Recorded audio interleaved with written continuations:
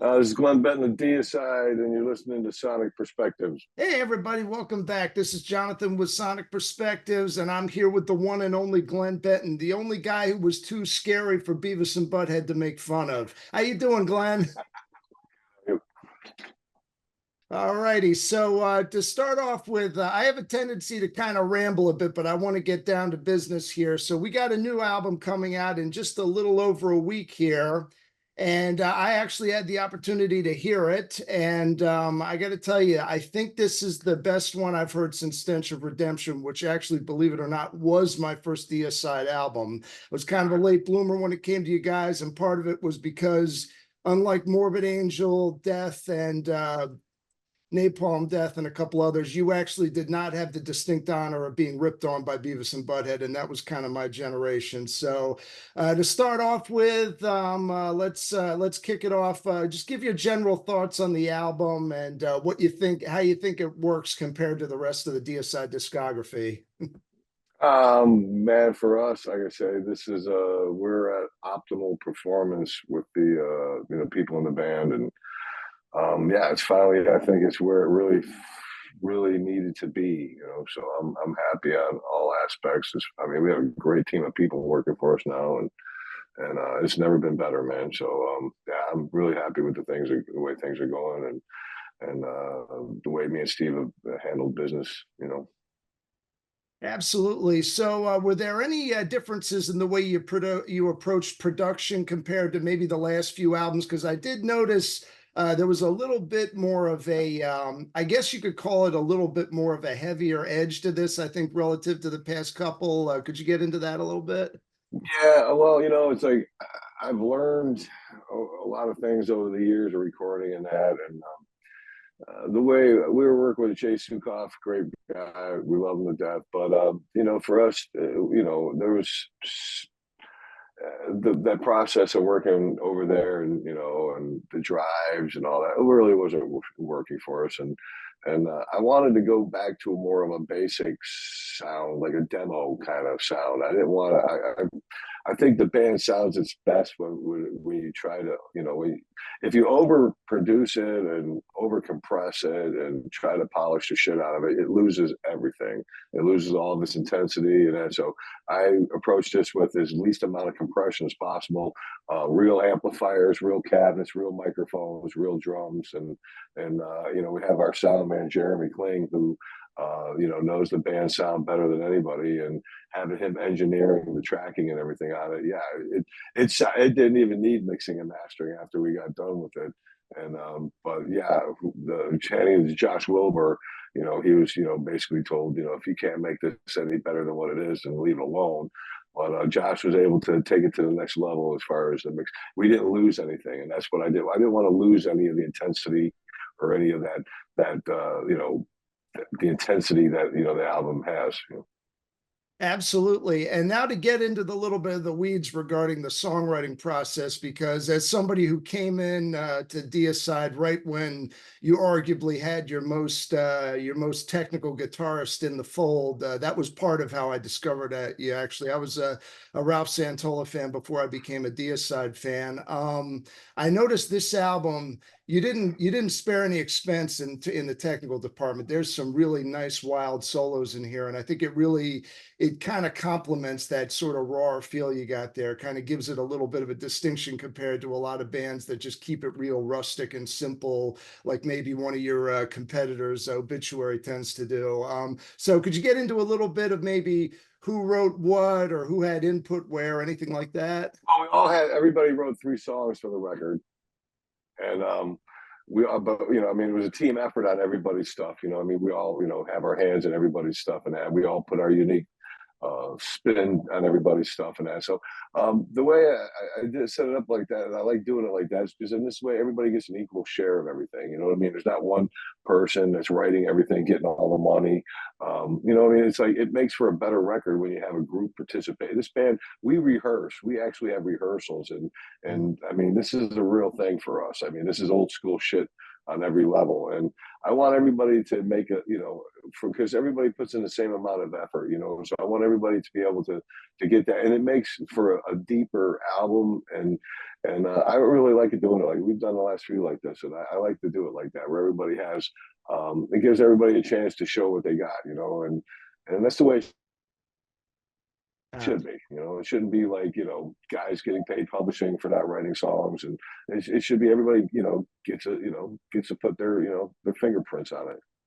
Absolutely. And just, I don't want to let too much of the cat out of the bag because the album isn't out yet, but one of my favorite tracks already is Faithless. And I think probably the main reason for that is it brings a little bit of that blackened aesthetic that was kind of there starting in the Serpents of the Light Day. And that's in close competition with Stench for my favorite album. Right. And so who was responsible for that that iconic intro riff that kind of brought a little bit of a mayhem angle into things there? That's Steve-O. Yeah. Mm. Yeah. Steve writes the songs that you hear on the album that have those black metal-ish riffs. Those are Steve songs. They're very distinctive. I can pick them out anywhere. So yeah. So me, Kevin, Steve-O put that together.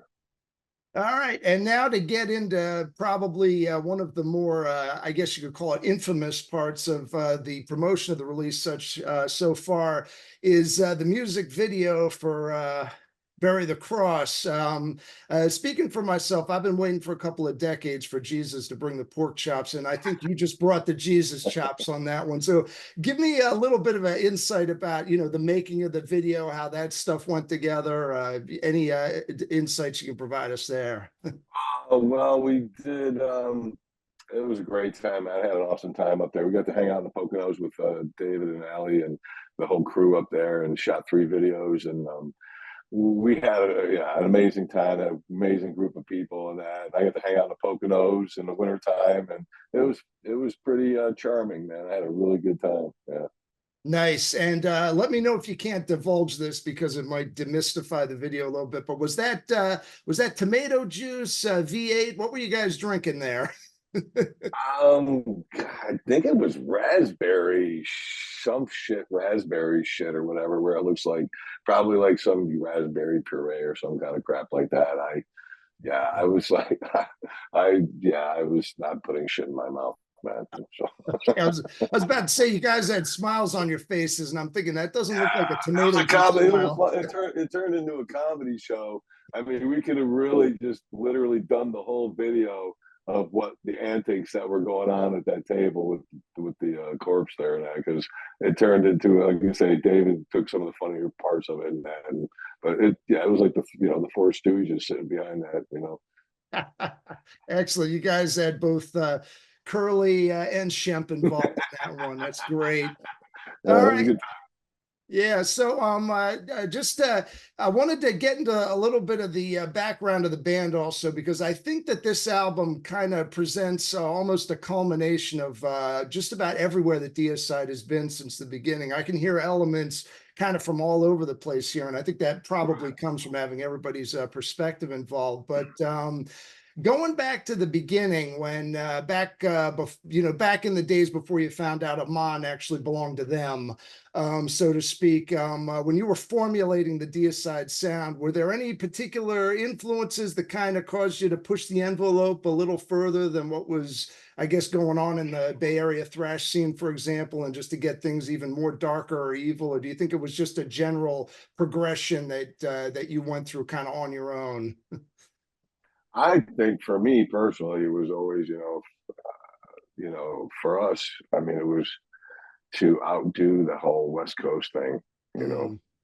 To me, I mean, we looked at it, it was like, well, we called it happy metal back then because it all sounded very, upbeat and happy, and you can skip around on stage to it. I just wanted to bring in a little bit darker thing to it, and just, I mean, really, it's just, I mean, who I am, just came to the surface.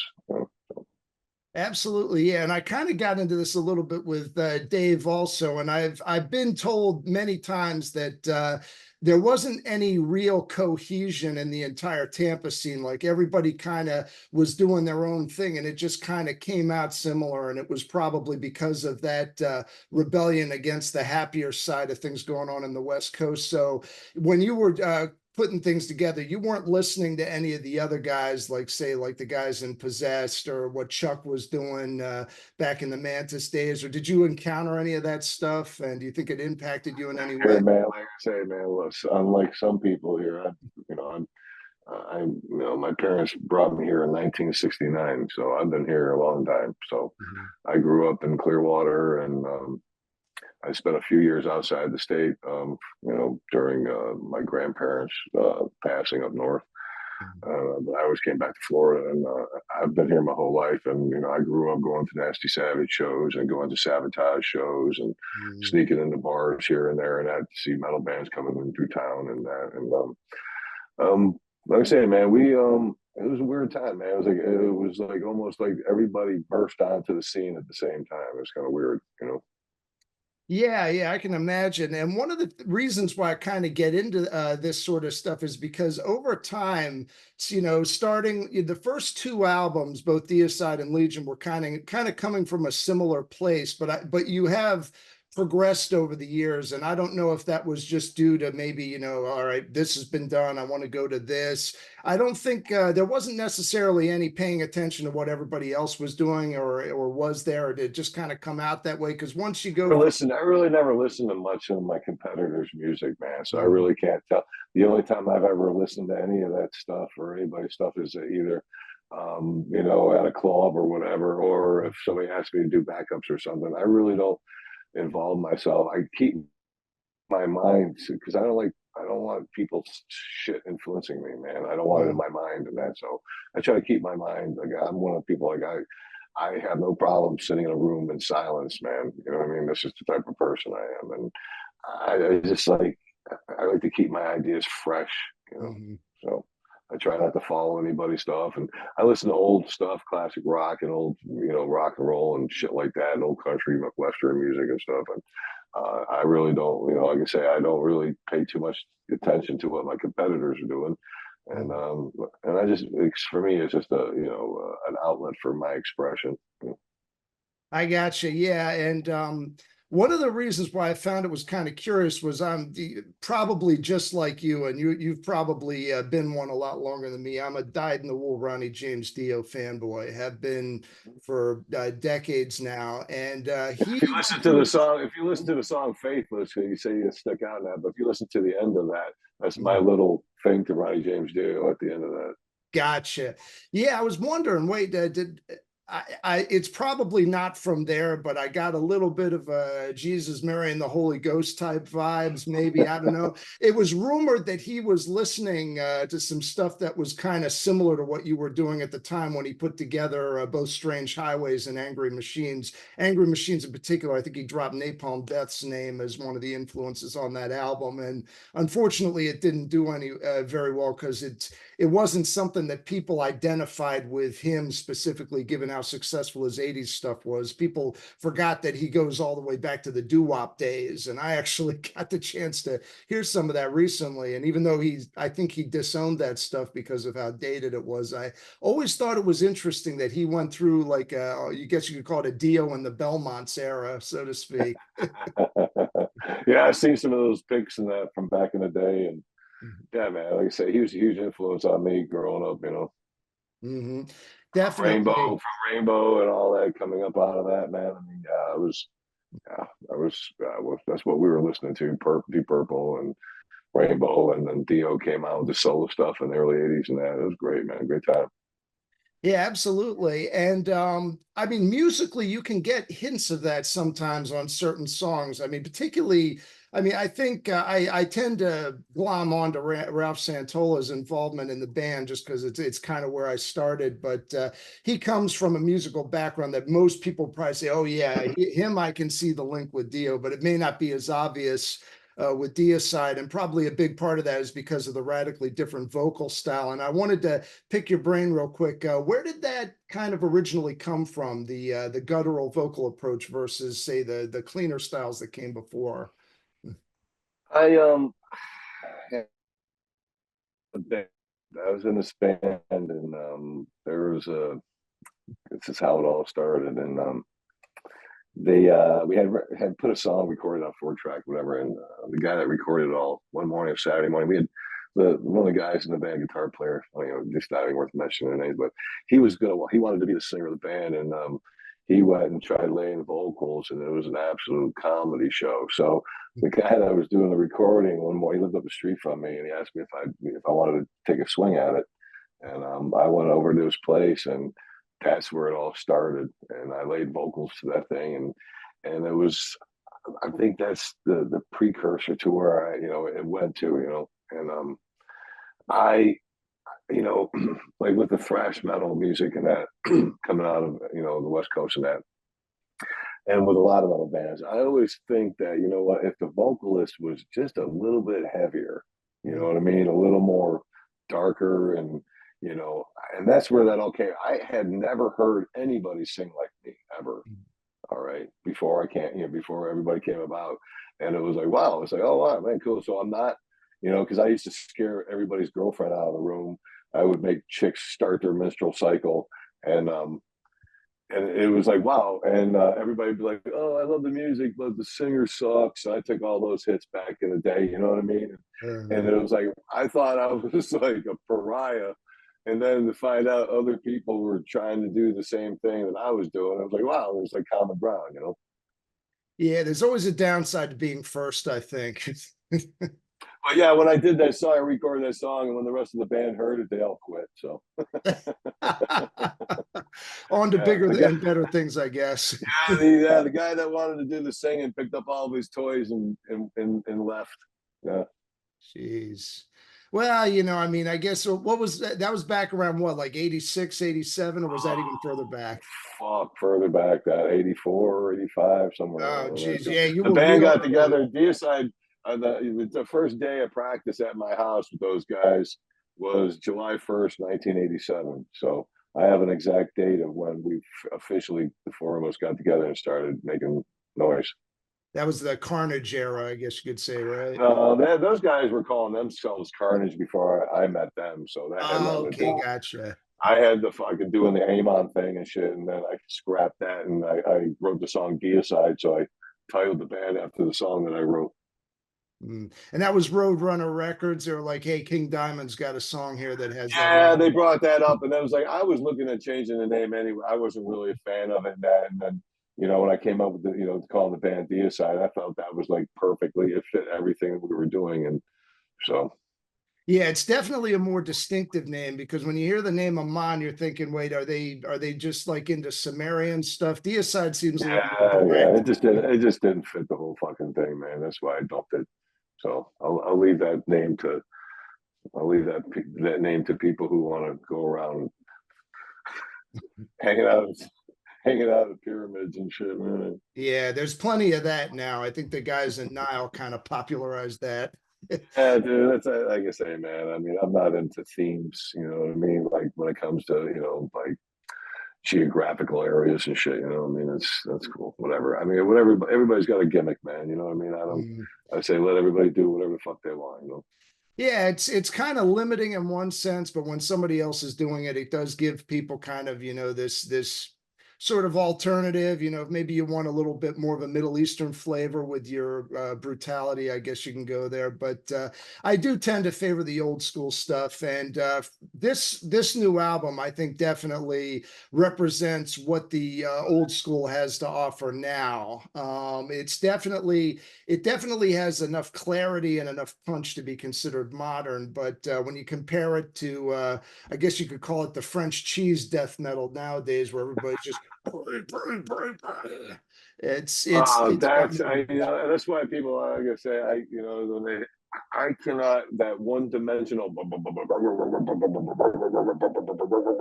I can only handle about fucking 30 seconds of that before I'm gonna go get a drink and fucking hang out front and talk to people. I just can't.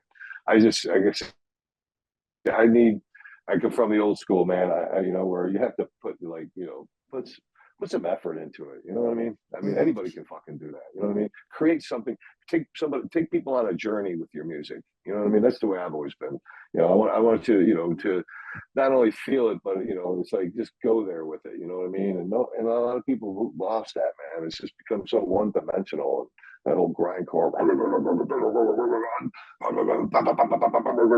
It's just it's every I don't follow that herd mentality, and I Mhm. just do what we do and what I do, and I like I say, man, we do it to make, you know, make us happy, and yeah, it really came out well this time. Everybody did an amazing job, man. Oh yeah, absolutely. And it's, I think more so than anything else, it's music that, you know, it definitely, it progresses, it definitely goes somewhere. It's not just static. I think that's something that across the board, not even, you know, just extreme metal, but I mean, even pop music has kind of gotten a lot more static. I mean, the songs are like extremely short and hyper repetitive. I mean, and Right. everything's gotten all robotic now. It's just a, Very redundant, really redundant, man. A lot of redundancy out there in the music world, and it's like let's create these six notes and just beat them into your brain, you know. And I wanted to, you know, what we do is like classical music, and it's got to take you somewhere, man. You know, it can't just take you on, two measures and just keep repeating the two measures over and over again. This is, Mhm. it's maddening to me. I can't listen to that shit. Yeah, I don't know how the heck this stuff caught on, but apparently it did. But either way, we're here to talk about the real stuff. So, it's kind of swinging back to the present. What's the touring situation looking like right now for this album? We got some dates firmed up. Anything you want to give a plug for right now? We're going to do the Milwaukee Metal Fest on the 18th of May. Then we're going to go to Europe for the summer festivals in August. Come back from that, do the U.S. and Canada in September, October. Come back from that, go to South America, do the Chile Festival and some shows around that. And I come back from that, and then April we come to Europe and do a really long tour of Europe. So that's Gotcha. what we got. Yeah. It's been about 30 years to the day now. Do you think Jim Carrey might call with a movie spot for you, or you think Cannibal Corpse is going to be the only one with that distinction? Yeah, well, I actually got that call first, and I turned it down. Okay, got, yeah. I thought I heard something about another band getting called. I didn't know it was you guys. What was the reason for that? Did you think it wasn't like a, was it a scheduling thing, or were you just like, ah, these guys are I serious? it was either one of two things. I think we were either in the studio or we were on tour, and I got the call for it. And I was like, you know what, I'm not a big Jim Carrey fan to begin with, so I just didn't think, you know, I just don't want to cheapen my brand with, you know, that kind of stuff. I get offered that kind of stuff, and I'm not, you know, this isn't a fucking game. You know what I mean? For me, you Mhm. know. Yeah, I got you. I mean, there is a downside to getting too much mainstream attention, even though I think in the 90s there was a period right around when that movie came out where the mainstream was like, hey, what's this death metal thing going on? The grunge thing's getting old. And I don't know, but they're fickle. Like within a year or two, they forget who you are, and then you're wondering, like, why don't waste my time with that, right? Well, this isn't Hollywood, man. You know what I'm saying? This is what I do isn't. I don't want to make, you know, make light of what I do, because, you know, I mean, what I sing about and what I write about is comes from my soul, and Mhm. like I say, I don't think it's something to be made fun of or made light of, and I you know, I limit my touring and that because I'm not one of them type of bands that comes through your town, you know, three times a year or four times a year. If I'm coming through your town, you better get your ass there, because it could be 6 years before I come back through your town again. So people know that about me. I'm not looking. I don't do this for, you know, the money as much as I do for the respect and to, you know, pay back to the fans. You know. Yeah, I gotcha. I think was it you that originally said that this is not music for mainstream. This is meant for a kind of like a more intimate, up close and personal experience. Was that you, or was that one of your Yeah. contemporaries that I said don't that? know, man. I know that I do like my intimate. I like playing smaller places. than I do playing larger places because I can have more crowd interaction. And that's like saying, man, I feed off of that shit. When people are going crazy and beating the daylights out of each other and bodies are in the air and shit, it just lights me up, man. It really does. Yeah, yeah, definitely. All right. Well, I think we covered just about every base here. Is there anything else you'd like to say, give a shout out to the fans before we wrap this up?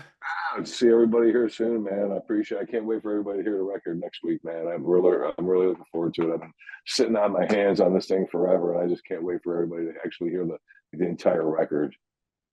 Yeah, well, definitely. As far as I'm concerned, this is a definite winner. I mean, upcoming just about 20 years since I've heard anything this intense out of you guys. I mean, I did like the previous three albums pretty well, but this is on another level, and people need to know about it. And I'm gonna. But maybe you know what? I mean, I never thought about this, but we were putting all that Legion stuff together, and that at the same time that we were putting the new record together. So maybe of that little bit of that old school shit rubbed off on it.